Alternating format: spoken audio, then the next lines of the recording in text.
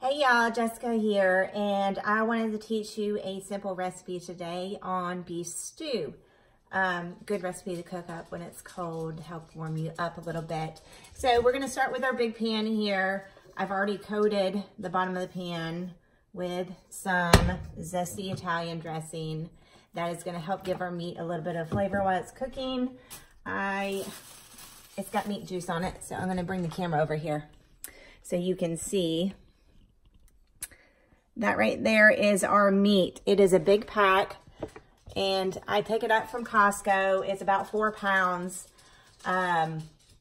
It runs roughly about 17 to 18 bucks. It's already cut up, so you just cut it open, throw it in the pan, let it cook, sprinkle a little bit of, I like to use McCormick garlic pepper. My favorite seasoning. I cook everything with it. And you're gonna let it cook up until the meat just starts to brown a little bit. You don't want the meat to be raw to throw it in your stew. And that's gonna get it cooking. And then we're gonna start adding in everything else.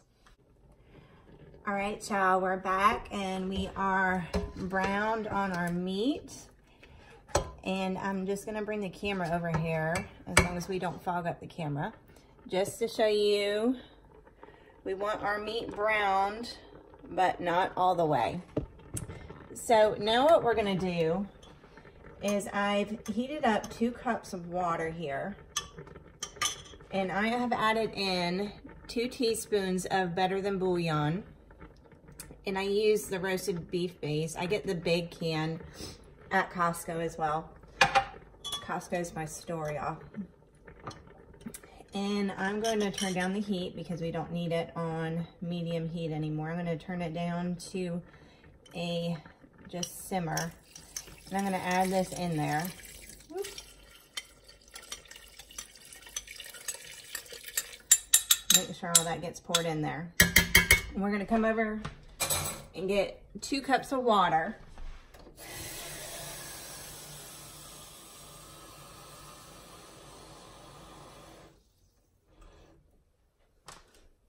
And pour that in as well.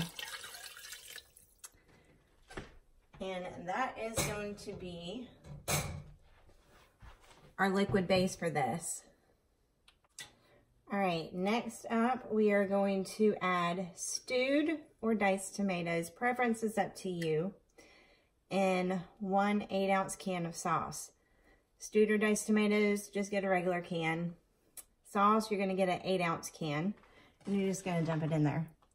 Now the stewed or diced tomatoes, you do not want to drain them. Do not drain them at all. You want that juice to be in your soup. And make sure you scrape it all out and get everything in there. So just plop it all in there.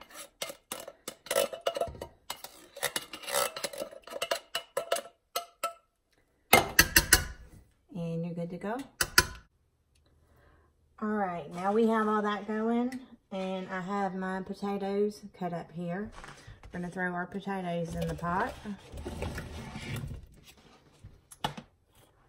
A can of drained green beans. And I'm opting out of this option because we are staying off corn, but usually I add in a can of drained organic corn.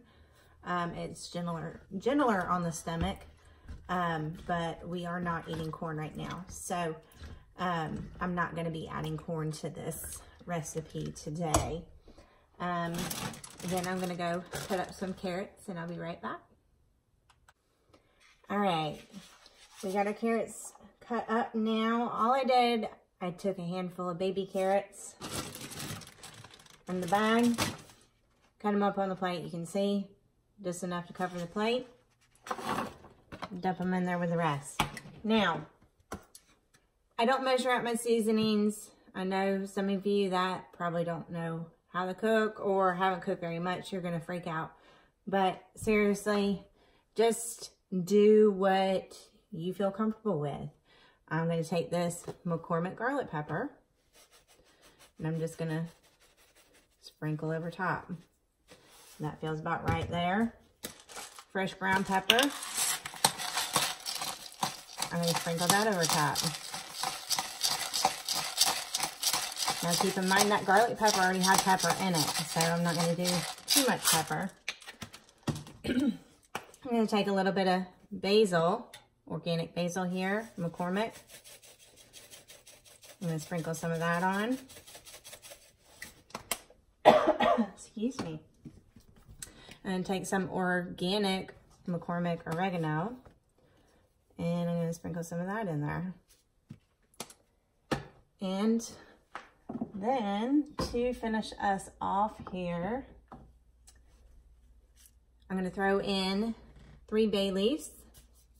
We're going to simmer for about 2 hours or until our carrots and potatoes are tender, and we're good to go. Make some grilled cheese sandwiches and enjoy.